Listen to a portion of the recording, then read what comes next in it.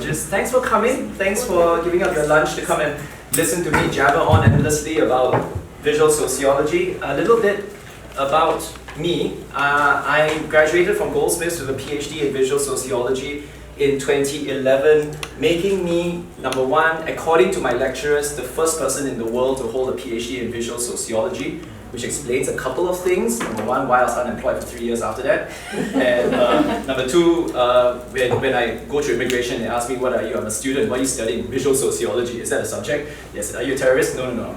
So, and all my classmates breathed a big sigh of relief when I graduated because they're like, yes, somebody has passed the criteria. It is possible to get a PhD in visual sociology. And prior to that, I was a professional wedding and family photographer for about 15 years. Why I gave that up to become an academic, I'm still not sure. Because it was a good job, man. My £1,000 a day kind of work. But you know, my niece said you can't photograph weddings forever. You got to do something else. So I decided to turn my wedding work into my PhD. So my PhD was on Chinese weddings and ethnicities. I made use of all 79,000 images that I took to curate into a part practice, part theory PhD, and I've now found myself looking largely into Chinese diasporic identities and ethnic identities as performed in religious rituals and festivals. So my focus largely is on the Singapore diaspora, the Chinese diaspora in Singapore, and that has led to a number of publications, including, as you would know, the book Visual Methods in the Field, which is effectively a handbook for social researchers who wish to incorporate photography into their repertoire. So if you have always wanted to take a picture and use it as part of your research, the book takes you through various case studies, through my fieldwork, and the different kinds of camera technologies and techniques that you can use. What am I talking about today? So today I'm going to be discussing, well, what is visual sociology and how do we use photographs in social research? How do they work as part of our fieldwork? And I'm going to use two case studies from my research. One is about the Hungry Ghost Festival, which just ended about 2 or 3 months ago, and a particular site in Singapore called Bukit Brown Cemetery. And I'm going to show you lots and lots of photos to distract you from the fact that I probably don't know what I'm talking about. What is visual sociology? Well, if you ask, the answer is always slightly varied. Some people will say it's one thing, other people will say it's another thing. I know who wrote the Wikipedia page on it, and he probably did the best job of trying to explain it. The funniest thing was I was once introduced to the Prime Minister of Singapore as a visual sociologist. My university president was so proud because I was the only sociologist in the village. And so he said, this is Terence Heng, visual sociologist. And our Prime Minister, he's a genius, he's really, really smart, mathematician and everything. And he said, oh, what's a visual sociologist? I thought, this is my time to shine, this is the time to fight for a discipline. It's an act of doing sociology with photography.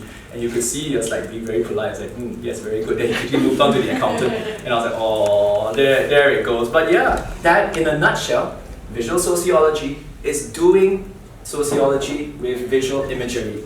It can be photographs, it's often photographs, but sometimes it's film, sometimes it is archival photographs, sometimes it's sketches, drawings, any form of visual material where the material becomes data and where the material becomes ways of communicating our social findings.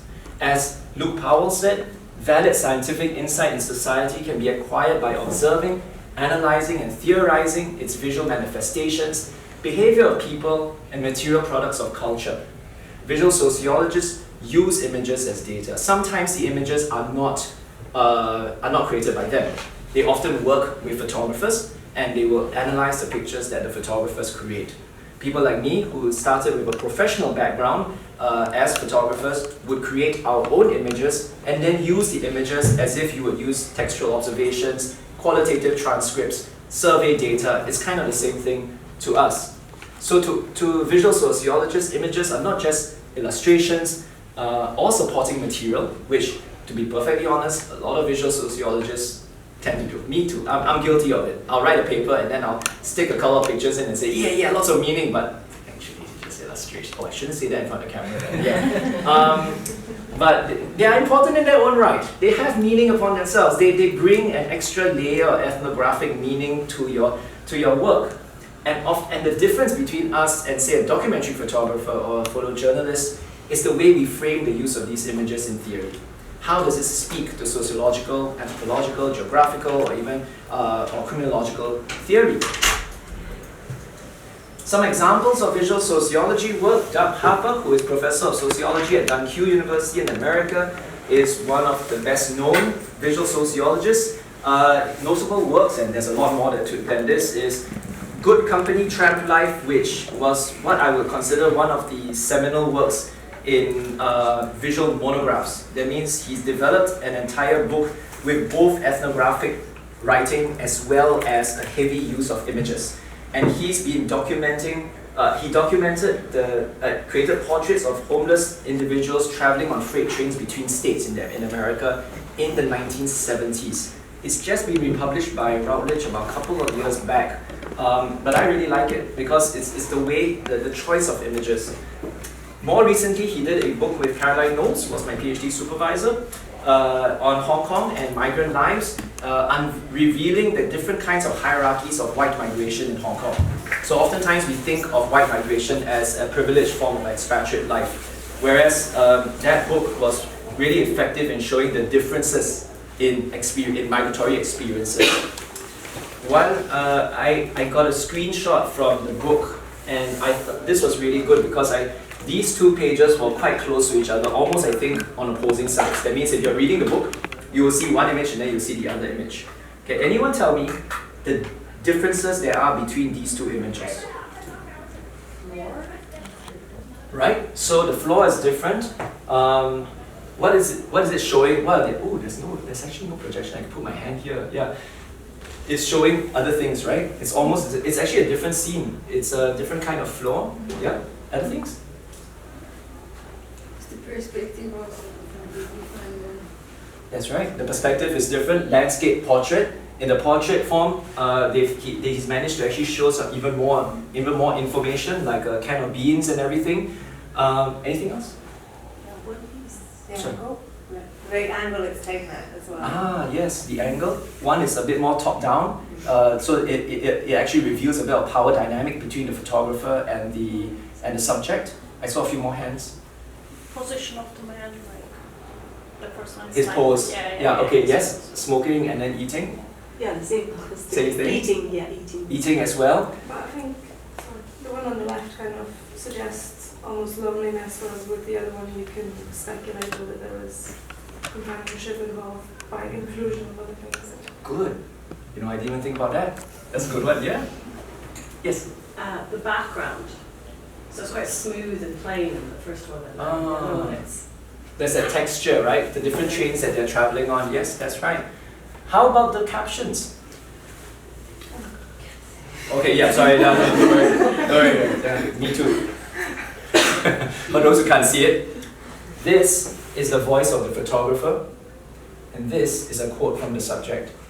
So in this photograph, it is the photographer is speaking for the subject. Carl smokes one of his last cigarettes, but in this picture is a quote from Carl himself. I ought to know my way around this road by now. I ought to be able to find my way out of Minneapolis. So caption, to me, text is still important in visual work. The way text surrounds the image, the way it contextualizes the image. That's why I very much like visual essays in which the photographer interviews the subject and overlays the sound, the transcript onto the images, because in that way the subject is able to speak alongside the photographer. Some scholars have said that photography is not just about us, our agency, and the way we look at the image, us photographers creating it. It's also the relationship between the photographer, the subject, as well as the viewer. So that's one example of visual sociology. Visual sociology is also often accompanied by visual ethnography, or at least visual versions of ethnographic observation or participant observation, involving the use of visual methods like photography or videography or film to conduct a form of ethnography or ethnographic observation. And that's especially linked to observation and participant observation. I try not to put myself in a corner by saying that I'm an ethnographer, because the work that I do is to observe very concentrated bursts of activity in different areas and at different times. So purely speaking, it's not really an ethnography, but it's more like a visually focused form of participant observation. Nowadays, we start to see that these kinds of methods have branched into different methods, participant collaboration. So Charlotte Bates, who is now at Cardiff University, also a classmate of mine in Goldsmiths, gave people video cameras to record their own video diaries, and then that became her source of data. Other people, if you've heard of photo voice, in which you give cameras to people and then ask them to take pictures, and then these pictures become a way as to connect to photo elicitation interviews. That's also another method. Francis Twine, who wrote a really good article in Ethnic and Racial Studies about about using family photographs from wedding albums to discuss attitudes towards interracial marriages. So it was a longitudinal study in which he actually sourced photographs from the families themselves and asked them to talk about it. I thought that was a really interesting project. And of course, the photograph as an artifact. You don't have to make your own. You can examine other people's photographs as a social object in itself. But at the heart of this is the photograph. How do we think of the photograph as useful, or how do we think of the photograph as something that can be used within sociology? Well, Paul Sweetman and Caroline Knowles mapped out a couple of ways in which people have viewed photographs over a period of time. And I will say that I've used all three in different capacities, in different combinations throughout my research. Of course, the easiest way to see a photograph, which in our postmodern age of Instagram filters, etc., is that the photograph is a realist image. It shows what you see is what you get. Oftentimes used as a form of scientific data when we didn't have our more modern methods of approaches. They are evidence, they represent reality. So oftentimes, they also construct reality. So the post-structuralist paradigm will think of the photograph as constructing the reality so that people can create their own meaning. If you think about it, photography was one of the tools used to justify imperialism. Take a photograph of a couple of people in another country, portray them as savages, tell them that, look, these people need some modernization, send in the forces, good as gold.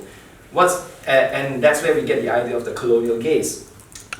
What a lot of people don't know is that the way that colonial societies or non-white societies were portrayed were very different around the world, where individuals in Africa were often portrayed as savages. I think it's Laura Mulvey, talked about how the Chinese were portrayed as drug addicts smoking opium holding their cats. There's literally a photograph of a man smoking opium holding a cat. Like that. Literally. Very romantic form of photography, but nonetheless a way of portraying and constructing the reality of the other, a way of othering. Photography has also been used to manage problematic people. Victorian portraits of 19th century criminals, mental health patients, orphans, etc. Photography can also be seen as text, how we read it. It's one of my favorite ways of thinking about it, but from a more literary perspective, what are the devices that we can use in writing poetry to include in photography? Can we think of simile, metaphor, alliteration, all those wonderful ways of creative writing that we can embed into the style, into our style of photography? But that still doesn't answer the question, what makes a useful photograph? Well, Sarah Pink says that all photographs have ethnographic value. They all have ethnographic value, and that's true because many people who make use of visuals will look for the meaning in the photograph rather than the photograph itself. They don't look at the aesthetics, they don't look at it. They just say, I can say something about that. And then they do. That's great. But then you think about it. As academics, we're always asked to write well, aren't we? Or if we're quantitative, we're asked to do good math, good statistics, good sampling. Actually, there's an economist. I can't believe I trained as an economist. No, until I realized I couldn't count, then I became a sociologist. Just joking. But I always realized, if we have such high standards for grammar, for writing, for math, why can't we place those same standards on photography? Why can't we do, as Edward Weston said, see photographically? Why can't we show proficiency in our visual efforts in order to create great photographs? So I coined the term photographic grammar. The ability to craft compelling, evocative, informative, ethnographically significant images for the purposes of social research. It's simply the idea that yes, we must we have to say that we need some kind of technical ability alongside our ability to deconstruct the photograph. And to bastardize poor Roland Barthes a little bit, I think a good photograph can selectively encode studium into it. Barthes himself might actually not agree with this, but selectively, I think a photograph can be intentionally made to inform, to surprise, and to signify inside it itself. Of course, any photograph can inform, surprise, or signify, but some do more than others, to misquote George Orwell. In order to try to explain that, I'm going to talk a little bit about Chinese religion in Singapore, and that's and in order to give you a bit of context, I need to do a little bit of background information. So, Singapore is unique in the sense that it is one of the very few, or almost the only nation state in the world in which the migrant Chinese population are now the majority host society, the majority ethnic host society. Singapore is about 80 to 84% ethnic Chinese. Previously, they were a minority. So if you know your history, of course, if you watch Crazy Rich Asians, you know where Singapore is. You know why some of us speak like this, you know, a strange mix of British education and American television. But yeah, so a Chinese society, well, majority Chinese society, in which the state takes a lot of efforts in shaping our identity. In terms of religion, the Chinese population would often acknowledge themselves as free thinkers, meaning atheists, but actually still believe in the spiritual world. So it's a bit more agnostic. You have established mainstream Christianity in the middle and upper middle classes, aspirational megachurches for lower middle and middle classes, the Buddhist, which draws from a wide demographic, as well as something called Chinese religion, and that's what I'm going to be focusing on. It's a weird term to use. It's actually quite a scholarly term because you don't have people going around saying, I'm a Chinese religionist. In the same way, you don't have people who are Christians going around saying, I'm a Judeo-Western religionist. Doesn't make any sense. It's one of my big bugbears that I think we shouldn't actually attach a label like that to people who don't use it themselves. So many individuals will claim to be Taoist, but that's not entirely true as well because there are different sects and different schools of thought within Taoism or Taoism, however you want to call it. So what we see in Singapore and many Southeast Asian states is what is known as a Zheng Yi sect of Taoism, which is Taoist ideology and doctrine combined with folklore, mythology, and faith put together, while also at the same time picking and choosing from Buddhism as well. So many of the gods that we see, the pantheons of gods, are from all sorts, you know, it's just pick and choose. Increasingly, because of Taiwan's influence, you actually start to see religious practices being taken up in Taiwan. However, at the same time, while 60% of Chinese used to identify as Taoist, the number is dropping in favor of the megachurches. So by and large, most practitioners tend to be from the lower middle to working classes in Singapore. However, remember that Singapore being a high GDP country, working class can be considered middle class in other parts of the world. The Chinese who practice Chinese religion maintain long relationships with the dead. That includes caring and respecting ancestors, making offerings, or if not, the ancestors may get annoyed and misfortune may fall upon them, worshipping and appeasing deities who may offer material rewards in return, and I'll show you this later, or appeasing spirits, random spirits who may mean to do you harm. So there is not a belief that death means the end. It simply means another stage before you, I don't know, get reincarnated as another person, and if you're really bad, a cockroach. One of these festivals is the Hungry Ghost Festival, which happens during the 7th month of the lunar calendar, usually mid-August to mid-September. It's great because it falls at the same time as Singapore's National Day as an independent state, so you get banners of, you know, Singapore together with offerings to the dead at the same time. Great for photographs. And it's the belief that the dead, the ghosts of the dead, are released from the netherworld, and if you're Chinese and you believe in this, everybody goes to hell. Everybody. So it's just how bad is the punishment before you get reincarnated. Yeah. Unless you live the absolute perfect life, but that's very rare. The living have to care and respect the dead through 3 things. 1, offering of food, burning effigies of money, the things that are on your desk right now, a lot of effigies of money, and also effigies of anything else which is popular, like iPads and cars and planes. I once asked somebody, if you're burning an iPad, do you need to burn an app store too? How are they going to get, do you need to burn the USB cable? They couldn't quite answer me. As in, maybe Steve Jobs is there, who knows. And putting on shows for entertainment. So some will conduct salvation rituals as well, which I don't have time to go into, but these are often rituals that are meant to preach to the dead because of the belief that they exist and they are next to us and with us during this period of time. So the imagination of the individual is very important in seeing that landscape. How do we break it down sociologically? Well, for the most part, and I probably don't have time to really go into it, but the state has taken a really strong role in defining Chinese identity for the longest time. Many people have written about it. Purushottam, Brenda Kong and Lily Kong and Brenda Yeo have also talked about it as well. But in the 80s, the Singapore government decided that language must be unified amongst anyone identifying as Chinese. So any regional dialects like Hokkien, Teochew, Cantonese should not be used. Everyone should speak Mandarin. In other words, it was a particular kind of homogeneous Chinese identity that has been, wouldn't say imposed, but encouraged strongly amongst the population. That included policies like no more use of anything but Mandarin on media. No more TV shows, no more radio shows. It was a tremendous break. And I had 3 more names added to my legal name. My surname changed from one kind to another kind, and my legal name is now like 6 names or something like that, apparently. But I think that when people do these, this was my argument, that when individuals practice these things, these practices are regional. And so they provide what Paul Gilroy says as roots to roots. They are a way for individuals to, well, not consciously or intentionally resist, but perform a heterogeneous identity. So it's not easy to subvert policy, whether in Singapore or anywhere else. You go up against a majority society, you go up against policy, and if you go head on, chances are you won't necessarily win.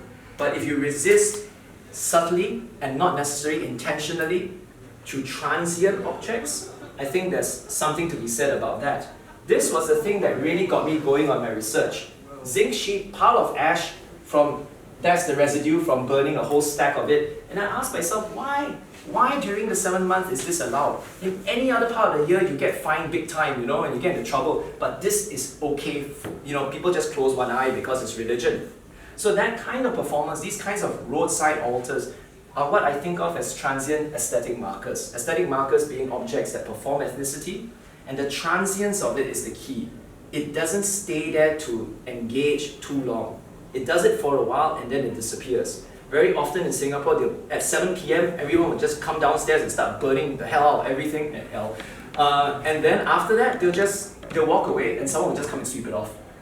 And it happens again, first 15th, 30th day. So it's almost as if it was never there, except for a couple of burn marks. So I went out to photograph this, to try to document and understand how did this transience happen. I had 2 methods. One was photography, but the other was the idea of sensing the Hungry Ghost Festival. How would you do that? Become a ghost yourself. Don't talk to anybody. Strangely enough, my first field trip into this neighborhood was with a camera, dressed in my full lecturing. I was in long sleeves and trousers, and I took out a giant camera and I started walking around the neighborhood taking pictures. Nobody talked to me. Why? They thought I was an environmental officer. Probably come to catch them taking pictures. But I was like, yeah, no, I don't care. So, but I thought, yeah, I can turn this into a method. Move silently. Consume the objects as they were meant to be consumed. And that kind of photography reflected what I thought was a bit of a ghostly detachment. This is how we photograph the imagination. The second space that Edward Sawyer talks about. How do we reify these second spaces into third spaces through our photography? So I started in a small neighborhood town center, nondescript. Why did I choose it? Well, the truth is, it was about 5 minutes drive from my home, and I'm lazy. So I thought, yeah, I'll just go to this one. But also because my in-laws take me here for dinner, so I kind of knew the place. This is one of the more legal versions. It's a drum given by the town council, in which you just throw your hell money inside to burn. Here you have a slightly more permanent structure. Can anyone tell me why that's on the ground? Who's that meant for? So these are offerings meant for adult ghosts, and these are for children, because the child ghosts are too short to reach the table. something like this with a little sign that says, please don't bother us, you know, it's Hungry Ghost Festival. And if you look really closely, I think I might have another image of it. No, I don't. If you look really closely, there are like 4 numbers there. And that's, if the ghost likes what you have to offer, it will bless those numbers, and then you can go play the lotto. Because we have Singaporeans are very superstitious. If there's a car accident, you know, all our number plates are 4 digits. If there's a car accident, all the traffic slows down, not because we're rubbernecking, because we are cruel, but because we want to check out what the 4 digits of that car number plate is so we can go buy lotto.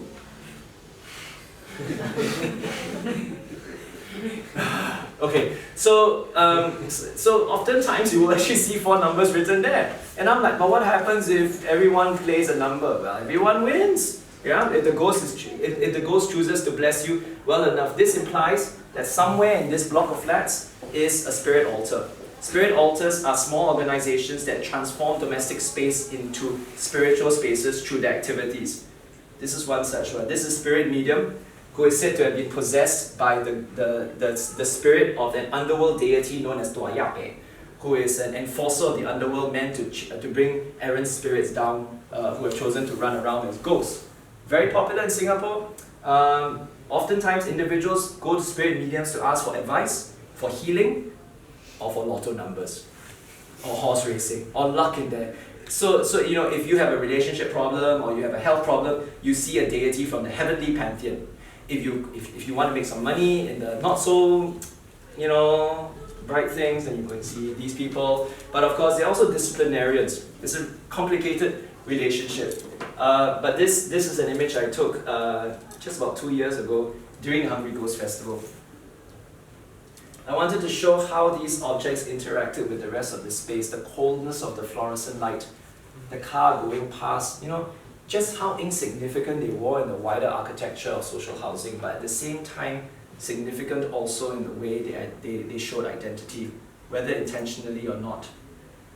The way it interacts with political symbols done during Singapore's National Day, always placed in spaces of liminality and transience, always placed where people move because they believe that's where the ghosts are. And if the ghosts are happy, they won't go upstairs and give you trouble.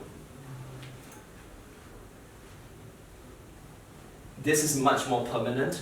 Fu De Zhen Shen this is a very typical deity, very popular, the earth deity. You will see often known as Tu Di Gong, very jovial, portrayed as a very jovial old man who blesses people with good fortune. You can see a theme running here, right? Good fortune. And I just took this 3 months ago. So and of course you see people don't always use these legal ones. They want to set up their own setting. Later on as I walked past, I noticed this gentleman was just playing on his smartphone, probably keeping his aunt or grandma company, and everyone was just along this whole stretch putting their own offerings, you know, at the base of their flats. How much time do I have left? It's 32 minutes past 1. We've Okay. got the room till 2. So Okay, so about 8 more minutes. Oh, good. yeah, you can go Good to timing. bed, don't worry. Great. So the second case study I wanted to show was something from Bukit Brown Cemetery. Those of you who have heard of Bukit Brown Cemetery may have heard it in terms of heritage debates. It did quite well in getting onto a watch list for a period of time. And I was pulled into this project largely because I didn't charge anybody anything, and someone said, hey, you want to go and do that? I was like, yeah, sure, why not? Sounds interesting. And again, I live 5 minutes from there. Distance is a big factor for me. So Bukit Brown Cemetery talks about the relationships of the dead with transcend spaces of everyday life because they bleed into deathscapes. So here we are trying to understand the relationship with the physical dead, corpse geographies, if I may say. It is said to be the largest Chinese cemetery outside of China. 100,000 graves crammed into the center of Singapore. Now, if you're wondering just how big Singapore is, if I started driving from one end of the island to the other, that's about Manchester to Liverpool. That's it. It's really one of the densest populated spaces in the world. They just stack us one on top of the other, whether living or dead. You'll see that later. It was initially a cemetery meant for migrants from a particular southern province in China, so a clan cemetery, but it was acquired by the British government to become a municipal cemetery. So people, Chinese from all parts of China, migrants. And it was also the site of the Battle of Singapore, where about, I don't know, 30, 40 British men fought out, well, took on the entire Japanese invasion force. Not pretty. And it closed in 1973 to new burials, which is important because after that it has lain fallow for about 30 over years. And that's why it looks like this. Tropical rainforest. It's in a catchment area of Singapore. Heavy rainfall, very dense. Typically Chinese cemeteries in Singapore are almost barren. So you don't have trees, it's just flat land with grave markers. Very, very sparse, very hot. But Bukit Brown has become this strange mix of death, nature, religion, and political contestation. The state once has earmarked the place for redevelopment because the argument in Singapore is that we just don't have space for cemeteries. And I think that's actually a growing argument in many countries. Taiwan, Hong Kong, anywhere where space is limited, there's no space for this anymore. We have to turn it into something else, something more useful. In 2009, it was announced that they were going to build an 8-lane highway straight through the cemetery.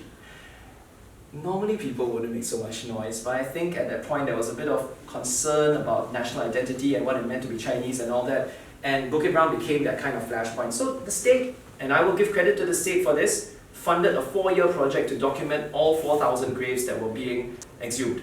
4,000 for the highway. So I was part of the project that photographed exhumation rituals, reinterment rituals, and the social life of the cemetery, what goes on in the cemetery. So I spent 3 years not hitting my head against tree branches. One day I'm going to write a memoir that says, it really hurts, or something like that. Photographing people being exhumed. I photographed the whole process, the rituals behind it. And that was to become a study of diaspora. Because diaspora is about scattering, right? It's about dispersal. And my idea was that diaspora continues to happen after death. Even though our physical bodies end or transform, this is an example of how our journey continues post-death into new physical, social, cultural, and spiritual spaces. I've documented sea burials. I've documented the ashes, in which the ashes are taken from this cemetery and then brought back to China. So this man who died in Singapore at a very early age, his widow moved back to China. The widow died in China. The sons came back to retrieve the body and the ashes, and so that they could be reunited back in China. So it's the idea that the journey doesn't just end there. It just keeps going on in one way or another. And the photographs I tried to create, I tried to capture the mundane aspects of exhumation, but coupled with that emotion of disruption and reuniting and dispersal. And this is what Bukit Brown looks like now. Well, previously. I think this part is still okay. This is the highway. Bisecting straight through, connecting north and south Singapore, and if you look carefully, photographing the Straits Times, that is the cemetery. And that's a bit of the cemetery as well. So this just opened, I think, about 2 weeks ago. It's a bit of a shame, if you ask me. So this is a little photo essay I did to try to give you an idea of how we can work with audio, visual, and various things. I call it Diaspora After Death, after another visual essay I wrote with a friend of mine. And it's set to the chantings of Buddhist sutras that were chanted during the exhumation of one particular individual. And I hope